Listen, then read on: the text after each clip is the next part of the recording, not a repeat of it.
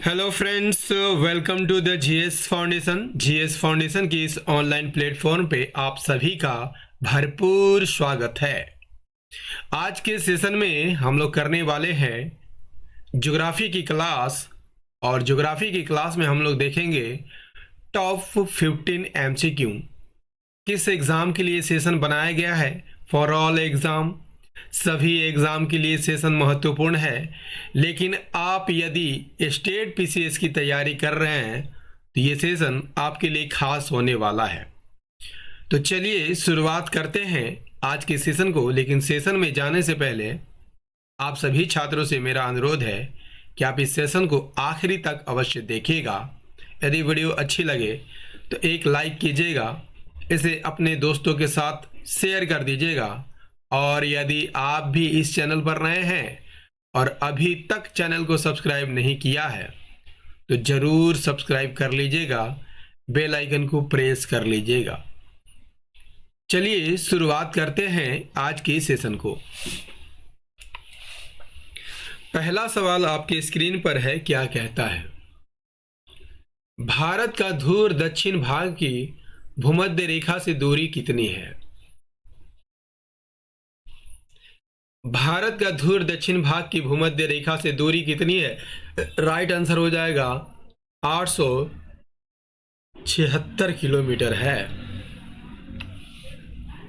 भारत के ध्रुव दक्षिणी भाग इंदिरा पॉइंट की भूमध्य रेखा से दूरी 876 किलोमीटर है, जबकि भारत के मुख्य भूमि की दक्षिणी बिंदु कन्याकुमारी की भूमध्य रेखा से दूरी कितनी है? 899 किलोमीटर है। अगला सवाल कर लेते हैं। अगला सवाल है, जम्मू कश्मीर में स्थित निम्नलिखित पर्वत श्रेणियों का पश्चिम से पूर्व की ओर क्रम क्या है? आपका सही आंसर क्या हो जाएगा? देखिए, ऑप्शन बी यहां पर सही आंसर हो जाएगा। सबसे पश्चिम में आपको पीर पंजाल दिखाई देता है, उसके बाद आपको जास्कर दिखाई देता है, उसके बाद तीसरे नंबर पर लद्दाख श्रेणी आती है, और सबसे ऊपर आपको काराकोरम श्रेणी दिखाई देती है। आइए इसे चित्र से समझते हैं।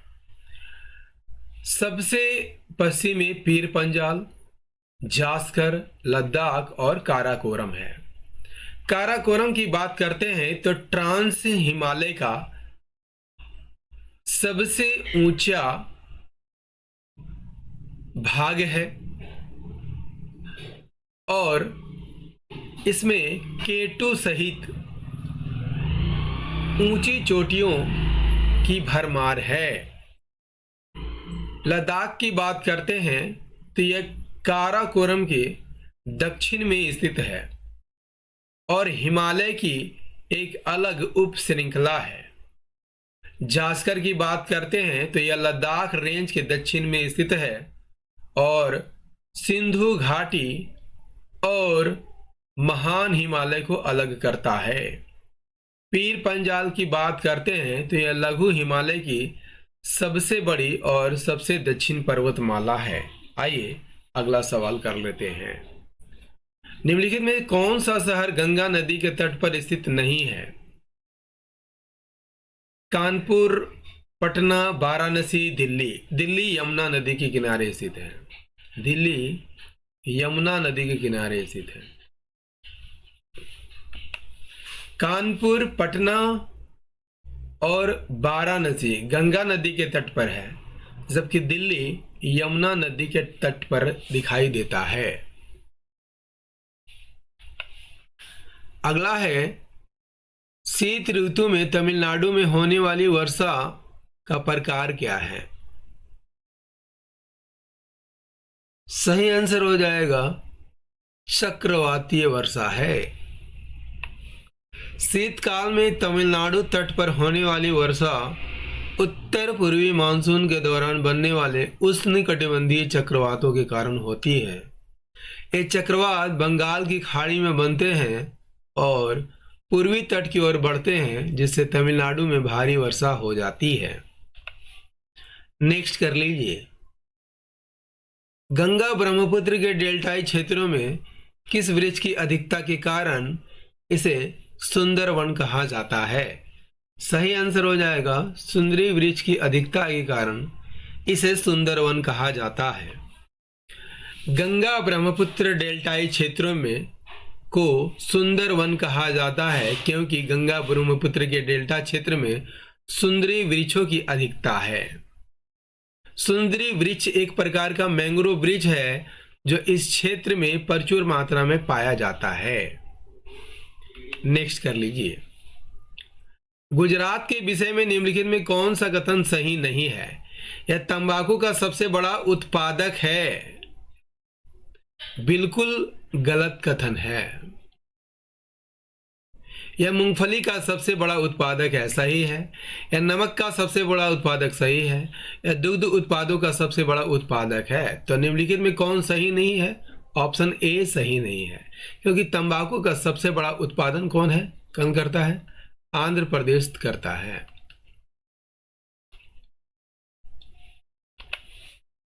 गुजरात मूंगफली, नमक और दुग्ध उत्पादों का सबसे बड़ा उत्पादक है, जबकि आंध्र प्रदेश तंबाकू का सबसे बड़ा उत्पादक है। नेक्स्ट कर लीजिए, उदयपुर की जावर खाने किस खनिज के लिए प्रसिद्ध है?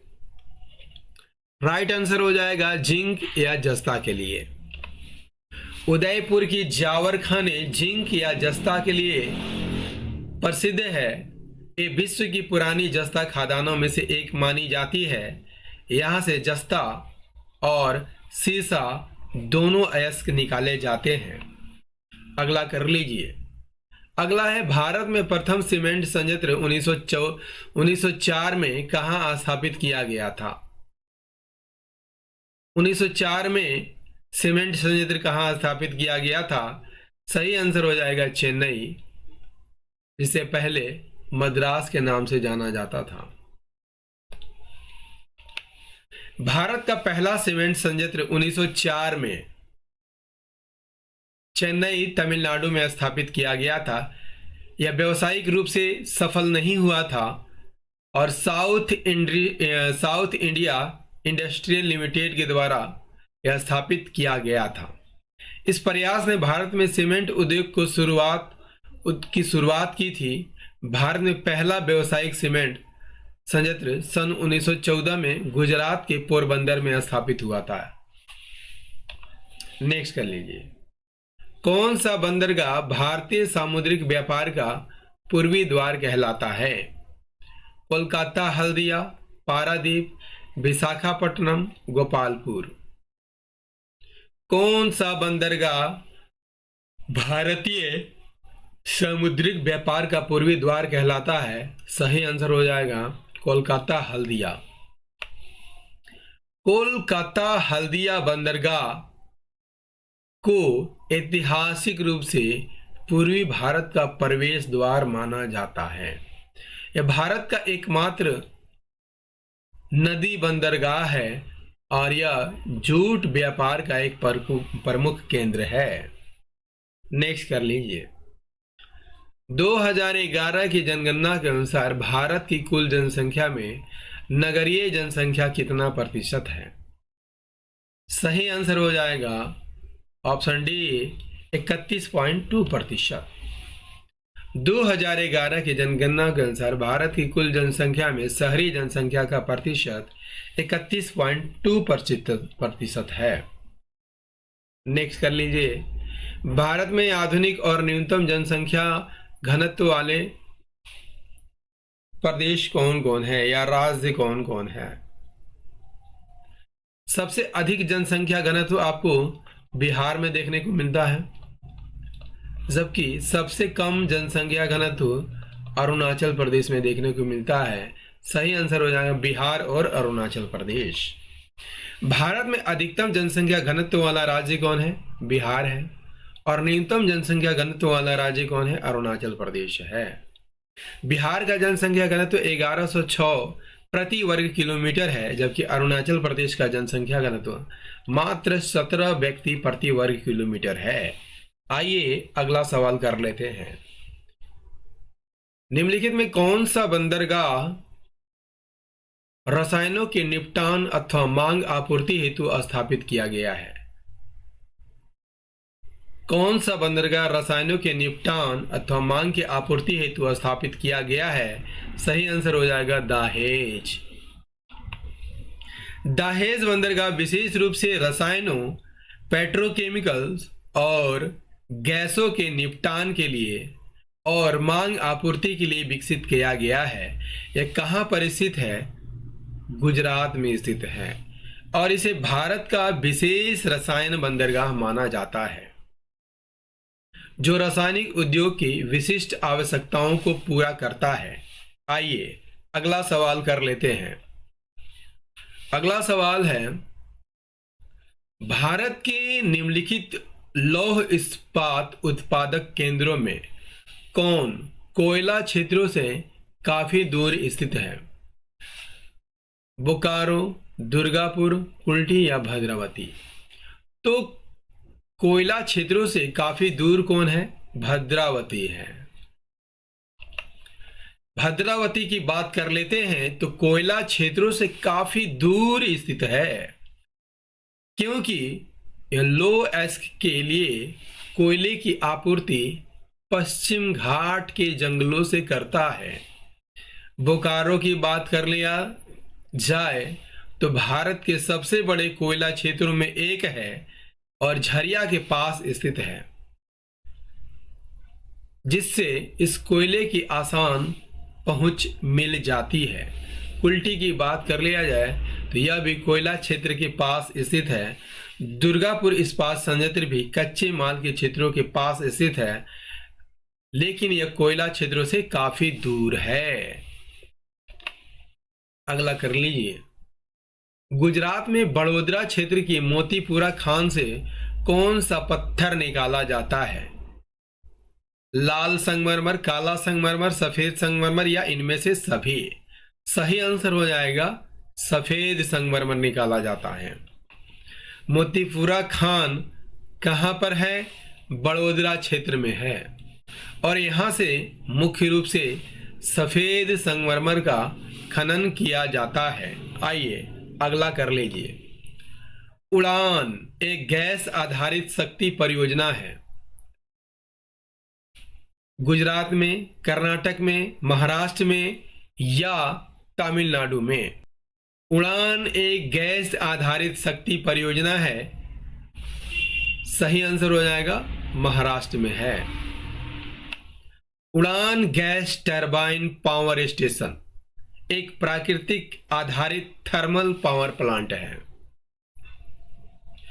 और यह महाराष्ट्र के रायगढ़ जिले के उरण में स्थित है और यह देश का पहला गैस आधारित बिजली संयंत्र है। दोस्तों, ज्योग्राफी का ये सेशन आपको कैसा लगा? उम्मीद करता हूं काफी अच्छा लगा होगा। यदि सेशन पसंद आया हो तो एक लाइक करिएगा, इसे अपने दोस्तों के साथ जरूर शेयर कर दीजिएगा और यदि आप भी इस चैनल पर नए हैं और अभी तक चैनल को सब्सक्राइब नहीं किया है तो आप जरूर सब्सक्राइब कर लीजिएगा। बेल आइकन को प्रेस करना मत भूलिएगा। मिलते हैं अगले सेशन में पॉलिटी के प्रश्नों के साथ। तब तक के लिए जय हिंद, धन्यवाद।